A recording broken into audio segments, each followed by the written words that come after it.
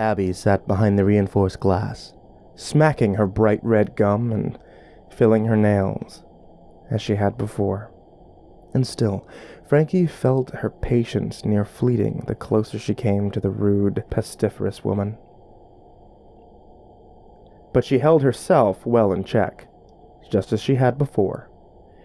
Looking above Abby, she could see the shadows in the corner form faces.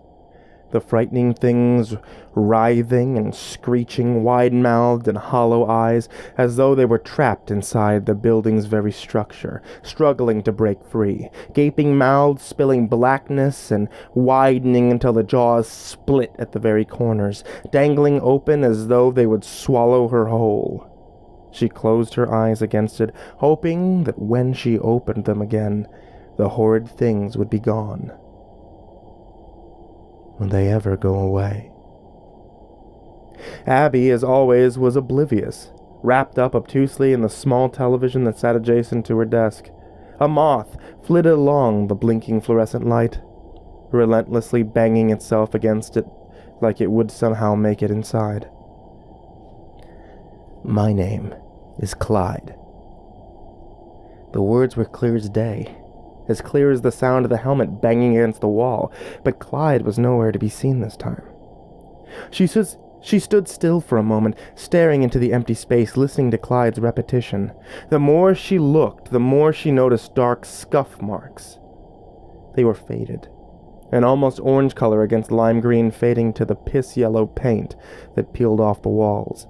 A slight hint of what could have been blood descended from a splotch going into a long, narrow trail down to the floor.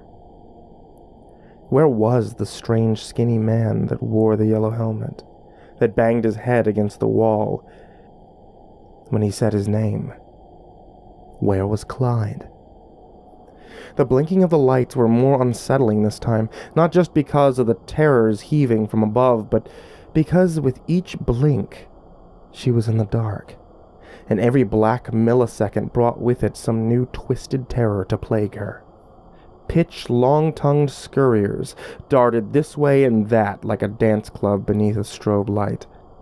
Abby, completely distracted by the small television, hadn't even noticed her come in, and didn't notice now as she stood at the counter in front of her, waiting for her attention. How she could focus on anything, even a TV beneath the constant flickering of the fluorescent. How she could focus on anything, even a TV beneath the constant flickering of the fluorescent above her, was beyond Frankie. She wondered, then, if Abby even knew she was there. Likely not. However, Frankie took notice of the superfluous keyring on the far side of the wall opposite Abby, and dismissed her last thought as a minor blessing. With a little wiggling and some small contortionist act, she would be able to snake her arm beneath the small paper pass at the bottom of the reinforced glass and take the ring if she was quiet. Frankie's eyes were on Abby's back the whole time. Her arm got stuck for a moment, and she began to panic briefly before it slid the rest of the way through the narrow pass. She bent her arm upward and reached until it hurt, but the keys were just a hair's breadth out of her reach. She reached further, sliding more of her arm through the small opening until it felt like a vice on her shoulder. Stifling a whisper, she was able to clutch the keys. The small tinkling noise they made as they were closed in her hand made Frankie's blood go cold, and she froze there for a moment, petrified that she had been caught. No movement from the obnoxious woman behind the desk. It was the first time Frankie was grateful that Abby was a lazy loafer rather than a hard-working do-all. As she began to pull her arm back through the glass, she noticed that the lights above her had begun to blink at an alarming rate. It was almost as though they would burst or burn out any moment, like the dark somehow knew what it was that she was now planning to do. Frankie felt panic coming on once more. Just a bit more to go, and she was free of the receptionist's desk, but as she felt the darkness closing in around her, she wondered now if her sudden stroke of genius was such a good thing after all. It was a burning feud inside herself, whether she should continue her quest for answers or run like hell from this place and never look back. twisted, evil things. Each blink revealed a hideousness marching its way ever closer to her. Its narrow black frame and long, meatless arms ended in thin, clawed hands that looked as though they could rip her very soul from her body. Deep sunken eyes that somehow stared right into her, pulling out her every fear. Flaking skin the color of fine charcoal seemed to tear away like ashes into a wind that she could not see. As the thin strings of long pale hair blew from one side of its face to the other, she tried to focus on the task at hand, tried to maintain her composure as she struggled silently to pull the keys to her side of the receptionist's desk. She was completely terrified and unsure if she could finish the endeavor. Just a few more inches, she thought to herself. Each flicker brought the gnarled creature closer and closer, and she began to hear whispers echoing as though they were right next to her ear, louder and more distracting all around her, as though she were being surrounded by forces unseen. With each passing second, the whispers grew more intense, a blur of noise blaring in her mind with a ferocity beyond explanation, shrouded voices speaking over one another in incomprehensible pleas that she could not understand, but terrified her nonetheless, the whole while hearing the imperceptible Clyde introducing himself in a repetition near maddening. Each bang of the unseen helmet against the wall, each pulsating whisper, each flicker of the light, each step the wraith-like creature took toward her, brought her closer to meeting the insanity of it all, with a scream as equally mad. But the end was in sight. With one final motion, her arm was freed of its reinforced trapping, and she slumped noisily to the floor with the keys in her hand, covering her ears to block the sound and pinching her eyes shut, so tight that it hurt, as though these actions would somehow bring her comfort. She sat there for only a moment before realizing that it was quiet. No banging of Clyde's helmet, no whispers. When she mustered the courage to open her eyes, the light was buzzing and steady, no flickering, only the jutting rhythm of the moth banging lightly against it. And Abby, as obliviously ignorant of her surroundings as ever. Frankie took in a long breath, closed her eyes, and held it a moment before slowly allowing the much-needed air to escape. She realized now that she was on the right track, and something was trying to stop her. She leaned her head against the wall just beneath the glass, staring up at the blinking fluorescent light, simply appreciating its steady glow. Was she really about to do this? Too late to turn back now. She didn't stand up. She crawled to the door next to the receptionist enclosure, just in case Abby decided suddenly to do her job. The door led to the dimly lit hallway, the one she dreaded. It took all the courage she could muster to turn the key and open the door, and even more to crawl through it and close it behind her. She leaned against it for a moment, trying to forget the scent of old urine and turpentine. This place was hell. Paint flakes from the wall stuck to the back of her shirt, making her skin itch and burn. Her hands, still sore and wrapped from the endeavor of the Ingram's home, made crawling through this place even more difficult. And at that point, she became paranoid about even touching the floor. Then grew ridiculously concerned about what type of infection she might get from this disgusting place, running down a list of germs and bacteria in her mind. When she stood up, her head began to swim, her heart was still racing, and even through the fear, she had an unexplainable determination to keep going. She couldn't believe she was doing this. She couldn't help but stare into the blackness down the corridor as though it would lurch forth and take her. Her first step wasn't as difficult as she thought that it would have been, but it gradually grew more difficult as she kept on. She was unpleasantly aware of the floor's texture beneath her feet, squishing and crunching with each step she took. She swallowed hard, balling her fists and holding them tight against her thighs as she slowly advanced at a painfully reluctant pace. Decrepit doors adorning rooms cloaked in darkness lined both sides of the hall. They seemed empty, though she could feel eyes on her with each door she passed. Small windows the size of dinner plates showed no signs of life inside the tiny rooms, but she dared not move any closer to them to peer in. A loud bang caused her to start and jump, gasping for breath. It came from one of the rooms just ahead of her. "My name is Clyde," she heard. "My name is Clyde." She couldn't take much more of this. Whoever or whatever Clyde was, he seemed to be following her. The closer she came, the closer she could see the light flickering on and off in the room, emitting the noise. Each time the flickering lit the room, a presence would appear in the small window.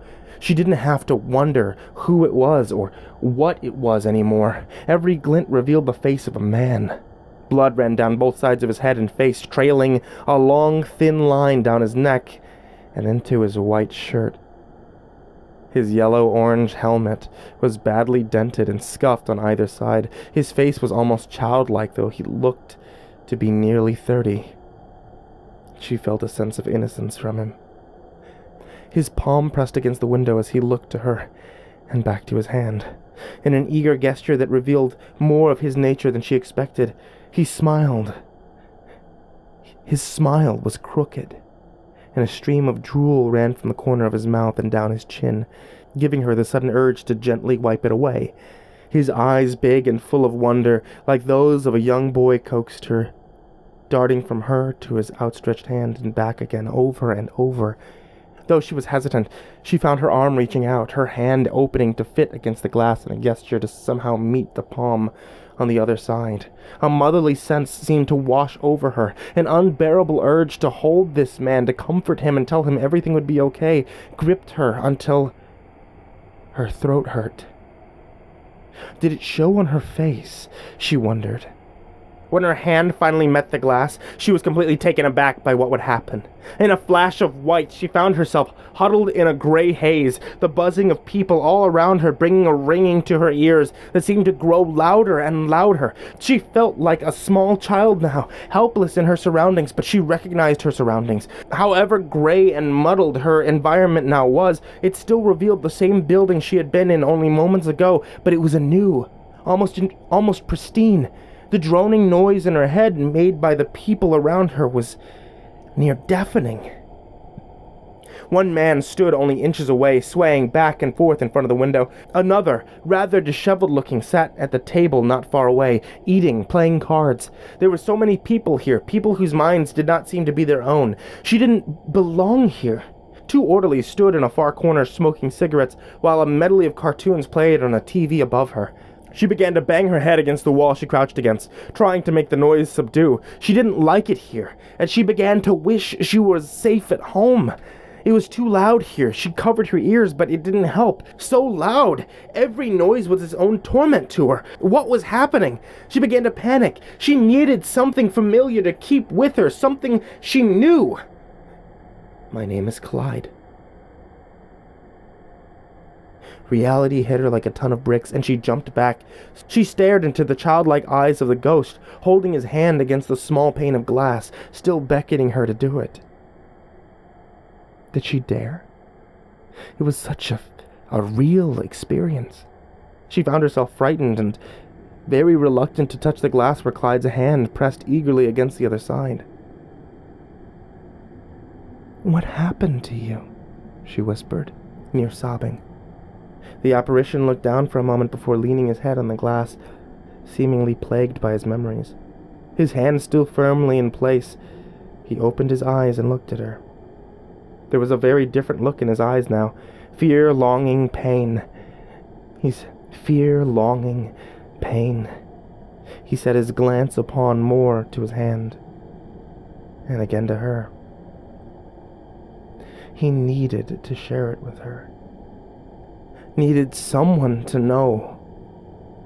She hesitated only a moment before summoning the courage from deep within her to touch the glass once more. Like a shot, she found herself crouched by a wall again, but this wall was different. Somehow colder than the last. She found herself in the dark, alone and terrified. It was a new kind of fear, a new kind of panic. Not just the dark around her, but something else. She felt the tears hot on her face as she whimpered and cried. Her cuticles burned and stung from anxiously biting her nails down to the bed. This was terror she had never known before, but it wasn't because of the room she found herself in. No, She knew that fear, this fear,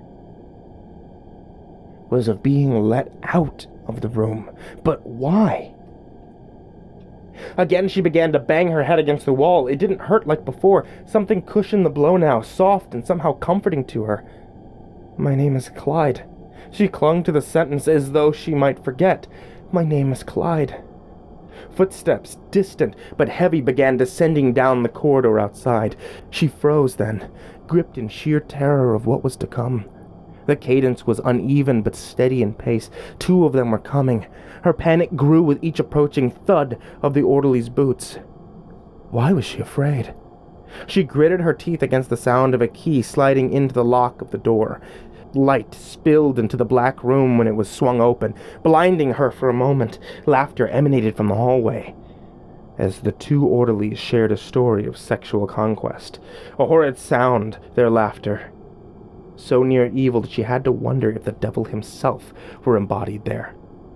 When the figures emerged from the corridor, she stared up at her 2 worst nightmares. A pot-bellied drunk that was even too arrogant to hide his alcoholism at work, and Norton, a lifelong bully that applied for a position here because he simply couldn't resist the cornucopia that provided his favorite pastime, the utter torment of the weak and helpless.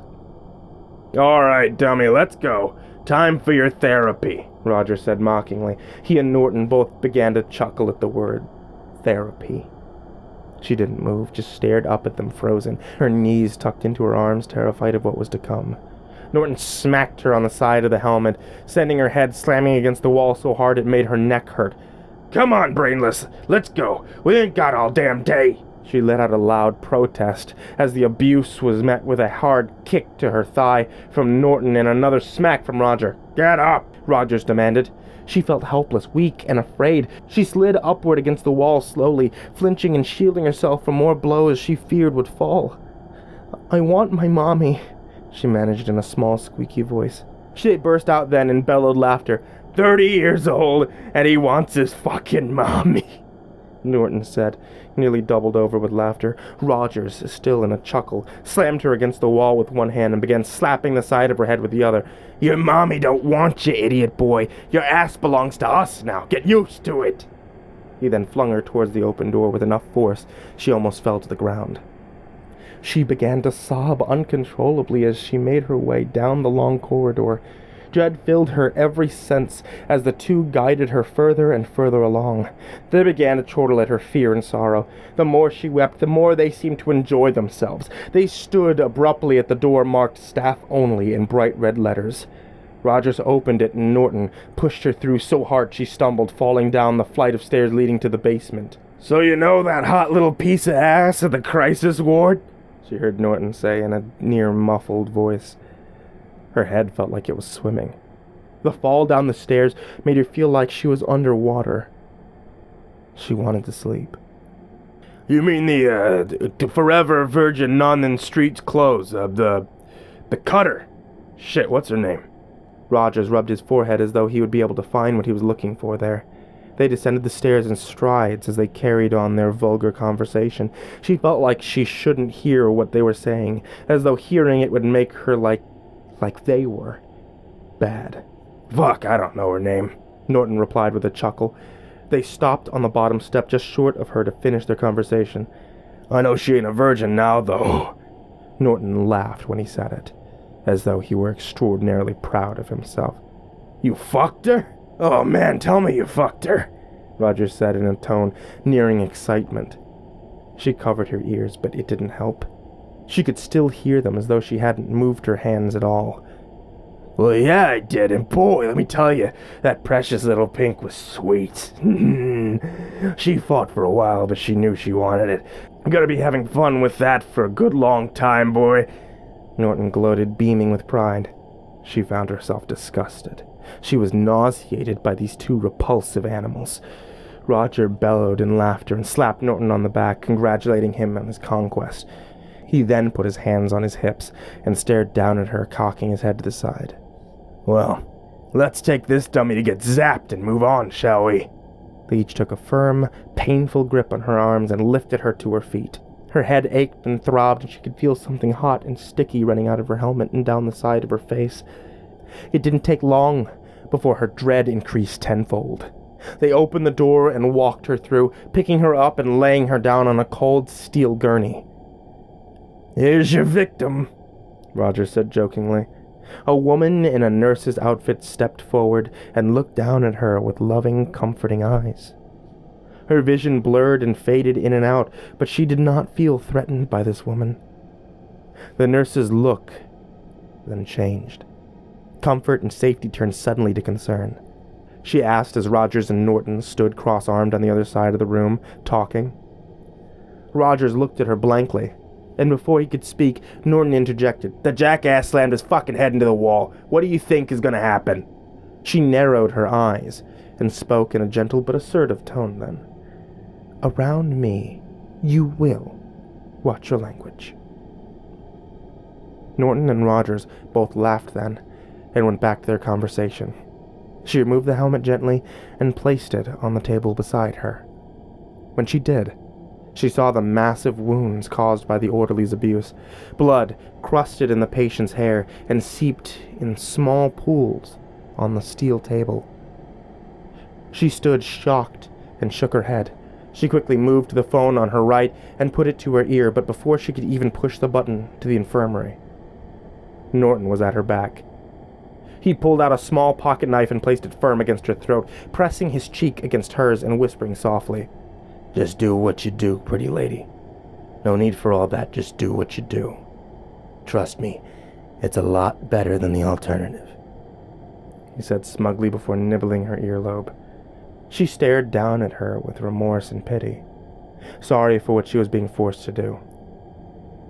"It will kill him," she whispered to the man holding the knife against her throat. Norton was rubbing his face against her hair now, smelling her and gently licking at her ear. "So?" he replied. "Do what I say, and I'll let you alone, understand?"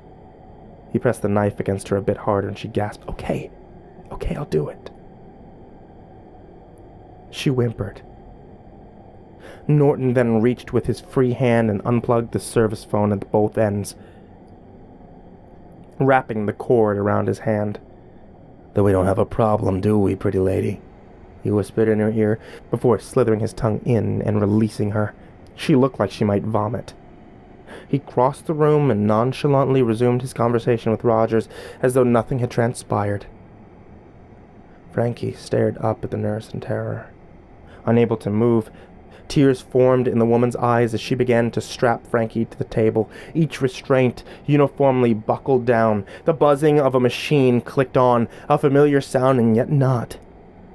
Gradually, the humming became louder, like an electric song made to lull one into sleep. Nausea swept over her in waves as her vision blurred and dimmed unsteadily. The nurse reappeared with a small rod, wrapped generously in white cloth, placing it firmly between Frankie's teeth. Blinking slowly, she could only stare up at the nurse and plead with her eyes alone. Did she not do this? She stared down at her for a moment, stroking her hair. Her tears fell onto Frankie's forehead in small drops of complete and unfathomable sadness. "I'm so sorry," she wept. Please forgive me." It was the last thing that she heard, before cold, wet metal was placed against her temples. Lightning shot through her, and then there was only blackness. She woke in the dark. Pain shot through her like thunder. It was almost impossible to move. She was so weak, so tired. "Let me out," she whimpered, so low it was near inaudible. It was the only way to get home, the only way to get free. She had to get out. If she stayed in this dark room alone, she knew she would die. The tiny light emitting from the small window of the door was her only guide to salvation now. She needed help. Her head was exploding with pain, and she could feel blood trickling down her face and neck. If she could just get out, she would be okay. She would be free. She would be saved. The helmet felt so heavy now as she crawled towards the door. It felt like it weighed her down. Fatigue was beginning to overtake her. She made it across the tiny room to the door only to find it was locked. She couldn't get out. She slumped against the metal and began to shout as loudly as she could, "Help me!" But no matter how she screamed and shouted, there was no response. "Help me! Let me out! I need help, please!" Nothing. Her whole body was racked in pain, so much pain. She didn't want to move, fearing if she did, her bones would simply turn to dust. "I want my mommy!" It was the last words she could muster before blackness took her. Frankie jumped back from the door and stared at Clyde. Her tears no longer waited as they ran like a river down her face. She slid down the wall across from him and wept uncontrollably. How this poor man had suffered. How could anyone be so cruel? She felt sorrow, rage, and unbearable hatred welling up inside of her. Now she knew why he had shown her this. It seemed like hours passed before she regained control of herself and stood back up. Clyde was still there, blinking on and off with the lights. His hand no longer pressed against the glass, but now he simply looked at her with those sweet, innocent eyes. She stepped forward and looked at him gently, her eyes wet and red from sobbing. "Let me out." It went through her thoughts in a constant whisper. She slid the key into the lock on his door and opened it. The tall, thin man stepped uncertainly out of the small room, looking around him in wonder. A halo of light surrounded him. He smiled, the most precious smile she had ever seen, like a lost child coming home. He turned to her then and looked lovingly into her eyes, taking tiny, unsure steps toward her. Her tears fell once more as she placed her hand on his face, gently holding it. He was really there. She felt him. His skin, smooth as a child's, was warm beneath her touch. "Go home," she whispered. He bent down and pressed his forehead against hers in a gesture that could only be described as an embrace. His eyes closed as tears fell down his cheeks. "My name is Clyde. My name is Clyde." He turned then, and began to walk away. His awkward gait had a sense of certainty to it now, as though he knew where to go. She watched with mixed emotion as he disappeared in a flash of brilliant light.